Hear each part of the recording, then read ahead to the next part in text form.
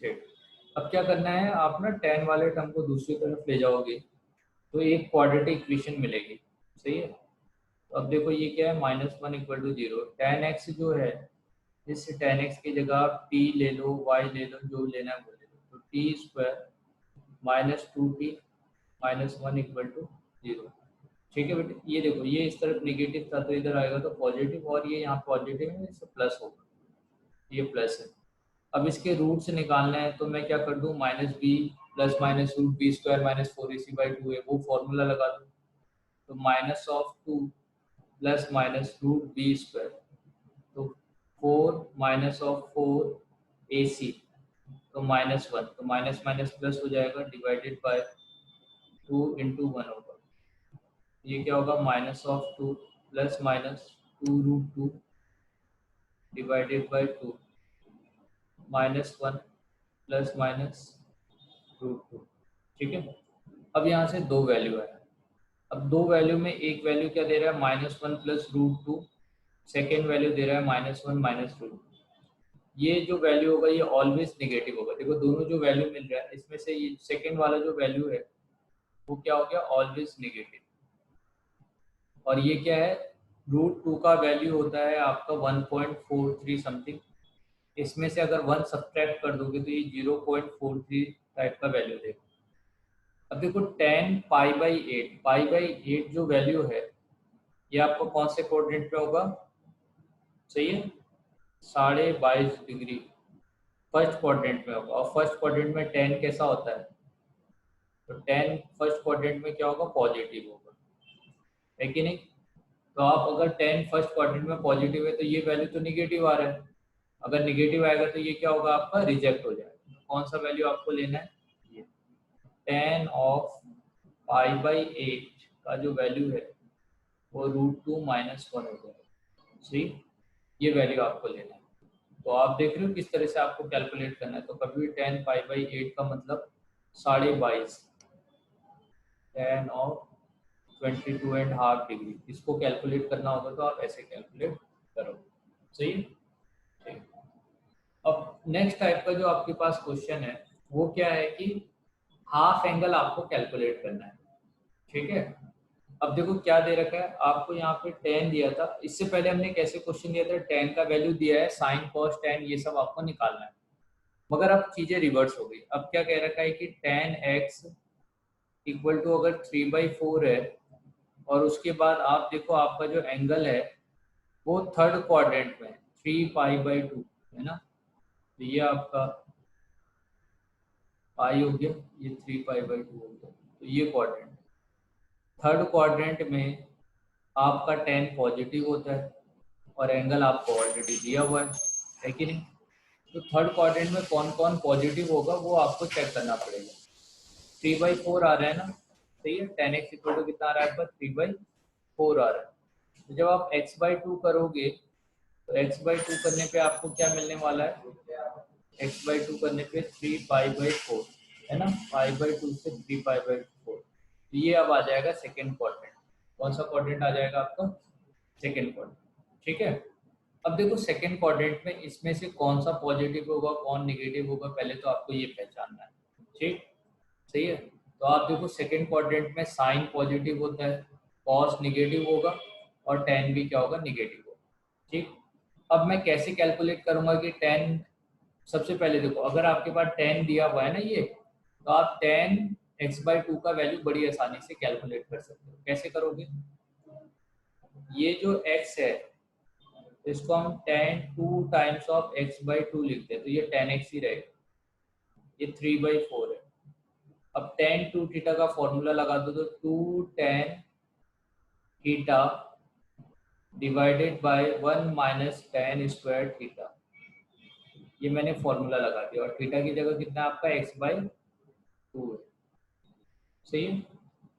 अब cross multiply कर लो, 3/4 minus of 3/4 tan² x/2 equal to 2 tan x/2, ऐसा हो जाएगा। तो यहाँ से क्या मिला, 3/4 tan² x/2 plus 2 tan x/2 minus 3/4 equal to 0। ठीक है, तो ये आ गया। अब आप 4 से मल्टीप्लाई कर दो पूरी इक्वेशन को। 3 आएगा, tan स्क्वायर x/2 आएगा, प्लस 4 आएगा, tan ऑफ x/2 आएगा, माइनस 3 आएगा इक्वल टू 0। सही, ये समझ में आया? इस तरह से हम लिख लेंगे। अब जो यहाँ पे वैल्यू आपको मिल रहा है, सही है, तो tan x/2 आप या तो फॉर्मूले का यूज कर लो या फैक्टराइजेशन कर लो, जैसा आपको सही लगता है। सही है, तो हम क्या कर रहे हैं यहाँ पे, फॉर्मूले का यूज कर रहे हैं। तो tan of x/2 equal to minus b plus minus root b square minus 4ac divided by 2a minus 4 plus minus कितना हो जाएगा ये 16 plus 36 divided by 6 minus 4 plus minus 36 और ये कितना हो गया आपका 52 रूट ओवर 52 डिवाइडेड बाय 6। ठीक है, तो रूट ओवर 52 कितना होगा बेटे, है ना? यहाँ से आप देखो आपका वैल्यू 52, 52 को 2 से डिवाइड करोगे, रूट 2 से 26 हो जाएगा, यहाँ से आपको 13 मिलेगा रूट। तो हमें देखना है कि कहीं पे हमसे मिस्टेक तो नहीं हो रखी है। +1, सॉरी, यहाँ पे tan x/2 और यहाँ से 3। सेकेंड वाले से माइनस साइन कॉमन लोगे तो tan x/2 आएगा, +3 आ जाएगा इक्वल टू 0। तो ये कितना हो गया 3 tan x/2 plus sorry minus of 1, और सेकेंड जो वैल्यू होगा वो क्या देगा tan x/2 plus 3 equal to 0। तो अब यहाँ से दो वैल्यू आ रहे हैं tan के, tan x/2 इक्वल टू 1/3 और सेकेंड वैल्यू आ रहा है माइनस ऑफ 3। अब आप देखो क्योंकि आपका एंगल कौन से क्वाड्रेंट में है, सही है, tan x/2 की बात करते हैं, ये tan x/2 और tan x/2 सेकेंड क्वाड्रेंट में निगेटिव होता है ना? सेकेंड क्वाड्रेंट में tan x/2 क्या होगा, ये जो π/2 है, π/2 का मतलब ये हो गया 3π/4 समथिंग इधर कहीं पे आएगा, है कि नहीं? तो इस वाले क्वाड्रेंट में कहीं पे आ रहा होगा वैल्यू आपका, इसके लिए x/2 के लिए। तो सेकेंड क्वाड्रेंट में tan निगेटिव होता है, तो इसका वैल्यू क्या नहीं हो सकता, 1/3 तो नहीं हो सकता। तो tan x/2 का जो वैल्यू होगा वो आप क्या लोगे, -3। तो हमारा एक वैल्यू आ गया tan का वैल्यू।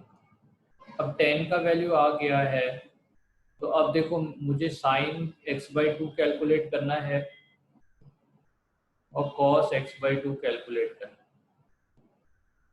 और सेकेंड क्वाड्रेंट में साइन पॉजिटिव होगा मगर कॉस नेगेटिव होगा। तो इस वाले टर्म को tan x/2 को आप क्या लिखोगे, ये परपेंडिकुलर बाय बेस होता है, तो क्योंकि आपका साइन जो है साइन पॉजिटिव है यानी परपेंडिकुलर बाय हाइपोटेन्यूज ये पॉजिटिव है, और सेकेंड क्वाड्रेंट में ये निगेटिव था, इसका मतलब किसे निगेटिव होना पड़ेगा, बेस को, बेस निगेटिव होगा।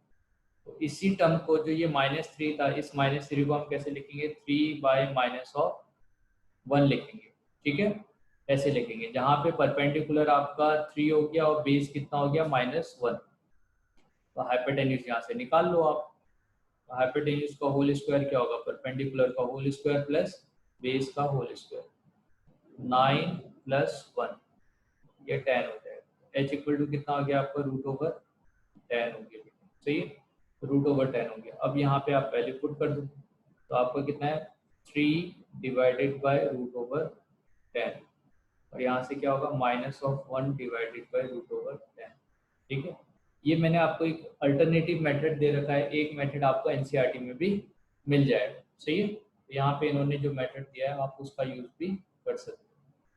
सही है, आप ऐसे भी कर सकते हो, इस तरह से भी कर सकते हो। ठीक है। तो आपने क्या किया, मैंने क्या कर रखा है, जब भी मुझे 10x समथिंग दे रखा है और 10x/2 निकालना है, हाफ निकालना है, तो हाफ निकालना है तो आप क्या करोगे, इस तरह से इसको सॉल्व करोगे।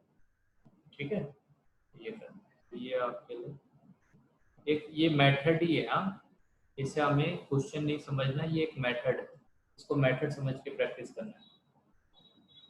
फिर आपका नेक्स्ट टाइप का जो क्वेश्चन है, अब देखो इसमें हमने क्या यूज किया है, 2 cos² x, इसका फॉर्मूला होता है 1 + cos x, 1 + cos 2x। ठीक है, तो देखो अब फॉर्मूले याद होंगे तभी आप कर पाओगे आगे। यहाँ पे cos 2x था, ये दिया है, ये दिया है, तो इसमें हमने ये जो फॉर्मूला है ना cos²x, ये वाला फॉर्मूला अप्लाई कर लिया, cos 2x ÷ 2। इसकी जगह पे क्या लिखूंगा, 1 + cos, ये जो है यही लिख दिया पूरा का पूरा। यहाँ पे जो x है वो x से रिप्लेस हो गया x + π/3 से, तो x + π/3 को 2 से मल्टीप्लाई किया तो 2x + 2π/3 ऐसा होगा। और यहाँ पे भी जो ये वैल्यू है इसको हमने 2 से मल्टीप्लाई कर दिया, 2x - 2π/3, 1 + cos 2x, 1 + cos 2x/2, 1 + cos of something by 2 और 1 + cos of something by 2 ऐसा होगा। ठीक है, तो ये हो गया। अब आपने क्या किया है इसमें, सिमिलरली वही, अब जहाँ पे 2π/3 आ रहा है, अब इसको एक्सपेंड करना चाहो एक्सपेंड कर लो। देखो इन दोनों को एक्सपेंड किया ना, तो एक ये वाला जो टर्म था ये जैसा था, देखो 1/2 हमने क्या किया, 1/2 यहाँ भी है, यहाँ भी है, यहाँ भी है, तो तीनों है तो 1/2 बाहर ले लिया। cos 2x, अब 1 इसमें आ रहा है, 1 इसमें आ रहा है, 1 इसमें आ रहा है, तो 1 + 1 3 हो गया, cos 2x लिख दिया। अब जो यहाँ पे टर्म दिया है ना, इसको एक्सपेंड करेंगे तो जाके ये आएगा, देखो cos of 2x, cos of 2π/3 minus of sin of 2x और sin of 2π/3। सेकेंड में ये तो हमने इसको एक्सपेंड किया, प्लस वाले को, माइनस वाले को एक्सपेंड कर दिया तो 2x cos of 2π/3 minus minus plus sin 2x sin of 2π/3। इससे ये क्या होगा, प्लस है तो कैंसिल आउट हो जाएगा। ठीक है, तो मेरे पास क्या होगा, इन दोनों को ऐड करूंगा तो 2 cos of 2x cos of 2π/3 आ जाएगा। तो क्या यही वैल्यू आपका यहाँ पे आ रहा है, 2 cos of 2x cos 2π/3। अब cos 2π/3 की बात करें तो ये देखो cos, इसको मैं क्या लिख सकता हूँ, cos 2π/3, 2π/3 मतलब 120। 120 को आप क्या लिख सकते हो, पाई माइनस 60, ये 120 हो गया। अब cos पाई, अब पाई आया है तो फंक्शन बदलेगा तो नहीं, मगर सेकेंड क्वाड्रेंट है तो निगेटिव होगा और π/6 होगा, तो cos ये वैल्यू कितना होगा, π3/√3/2 है ना, ये √3/2 होगा। तो वो वैल्यू हम क्या करेंगे यहाँ पे, सॉरी कितना है आपका, π/6 है ना, π/6 आ रहा है, हाँ तो ये हो जाएगा, सॉरी यहाँ पे क्या था, π/3 था, तो ये π/3 हो जाएगा, π/3, पाई माइनस π/3 यानी 60, π/3, तो π/3 होगा आपका, तो यहाँ पे π/3 है, तो ये π/3 होगा तो आपको कितना देगा, cos 60 कितना होता है, 1/2, तो -1/2 यहाँ से आपको वैल्यू मिलेगा। आप देखो यहाँ तक का जो वैल्यू था, इसके बाद हमने क्या किया, इसकी जगह पे ये माइनस साइन ले लिया, यहाँ से जो बाहर आया, और इस यहाँ पे हमने -1/2 कर दिया। जब हमारा 2 times of cos of 2x को हम -1/2 से मल्टीप्लाई करेंगे तो 2 से 2 कैंसिल होगा और ये माइनस ऑफ बस cos 2x से देगा, तो ये माइनस ऑफ cos 2x से दे रहा है, यहाँ cos 2x का दोनों से कैंसिल आउट हो जाएगा, तो हमारा फाइनल वैल्यू क्या आ जाएगा, 3/2। ठीक है, तो अल्टीमेटली एक ही चीज़ है कि आपको पूरे 11th क्लास में ट्रिग्नोमेट्रिक में जो फॉर्मूले अप्लाई करने हैं वो आने चाहिए। ठीक है, फॉर्मूले याद हैं तो आप उस फॉर्मूले को आप घुमा फिरा के लगाते रहोगे और उसी फॉर्मूले को अप्लाई करके आपको क्वेश्चन को सॉल्व करना पड़ेगा। ठीक है, अब हमारे पास ये मिसलेनियस की एक्सरसाइज है, सही है, तो एक दो क्वेश्चन मैं आपको इसमें करके दिखाता हूँ कैसे करेंगे। जैसे मान लिया अगर हम फर्स्ट क्वेश्चन की बात करते तो यहाँ पे π/13 आ गया, ये 9π/13 है, कॉस आपका 3π/13 और ये कितना है 5π/13। आपको ये प्रूव करना है कि इसका जो सम है वो क्या है, इक्वल टू 0 है। सही है। अब देखो इसके लिए ना हमारे पास 2 times of cos of x cos of y, क्या इसके लिए आपके पास फॉर्मूला है कुछ? इसको मैं cos x plus y minus cos of x minus y लिख सकता हूँ कि नहीं? कुछ याद आ रहा है? इस तरह का हमने फॉर्मूला पढ़ा था, cos of x plus Y और minus of cos of x minus Y.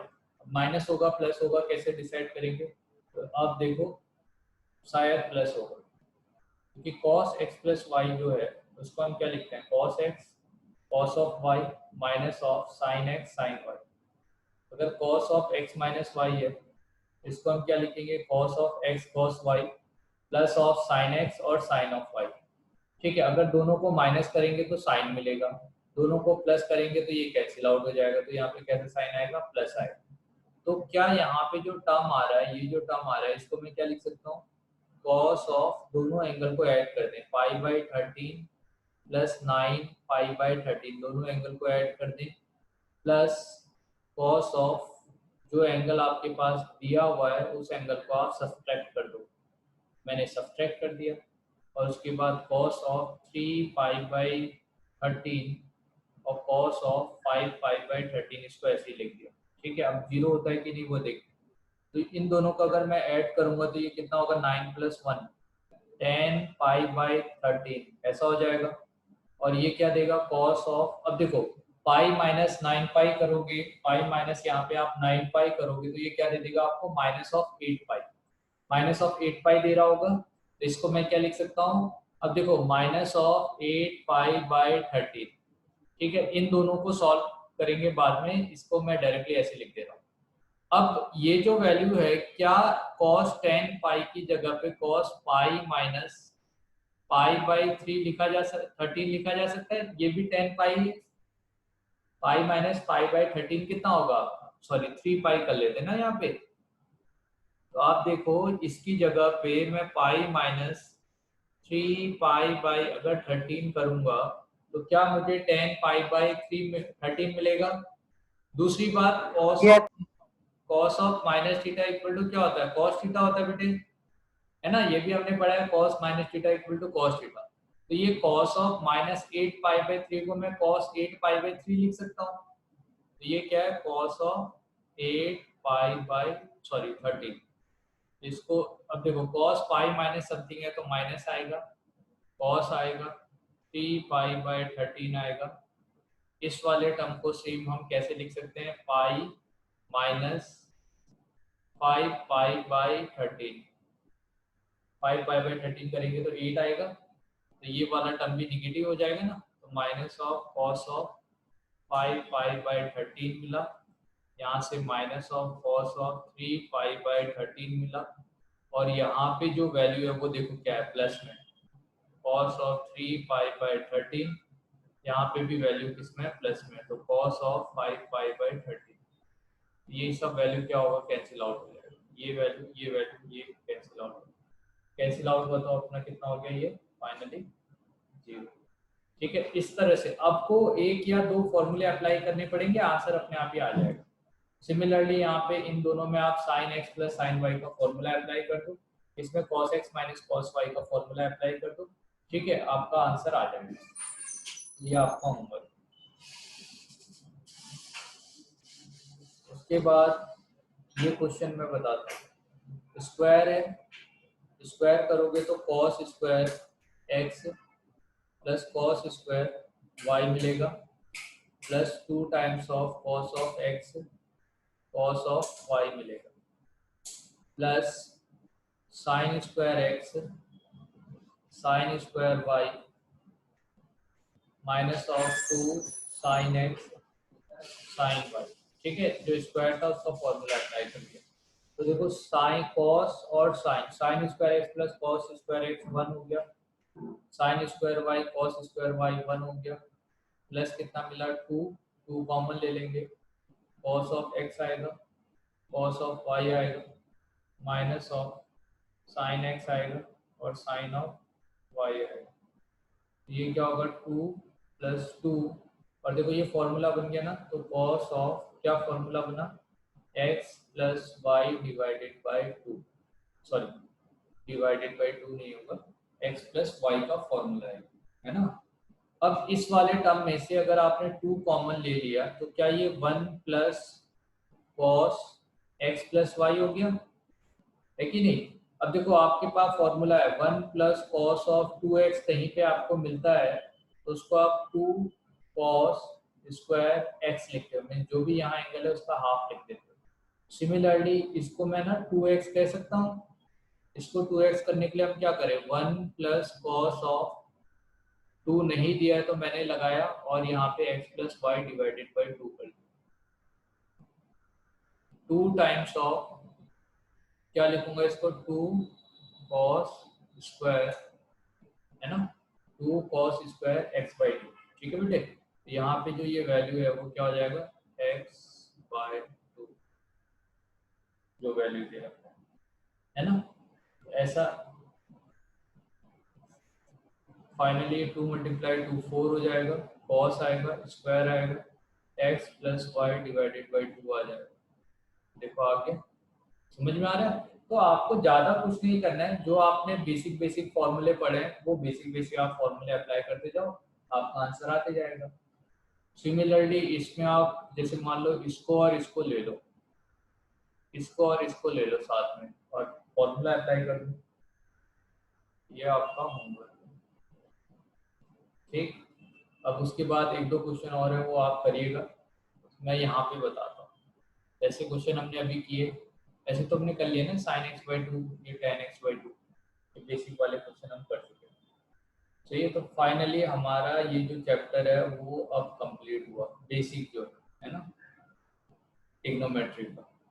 तो आपका एनसीईआरटी में यहाँ पे जो भी कुछ है, इतना होमवर्क मैंने दिया है, मिसलिनियस की एक्सरसाइज आपको पूरी करनी है, नहीं आता है आप ग्रुप में क्वेश्चन भेजो, इसके अलावा जितने भी अपने क्वेश्चन है वो सब आप एक बार करोगे। ये ऐसे क्वेश्चन तो कर दिए, मैं एक क्वेश्चन आपको और बता देता हूँ, ये जो है ना ये आपका होमवर्क है,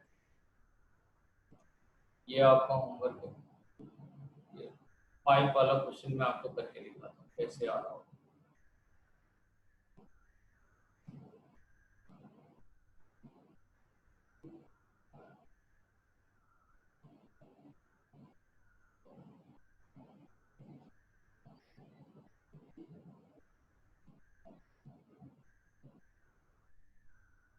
ठीक है, ये आपका क्वेश्चन है, देखो कैसे करें।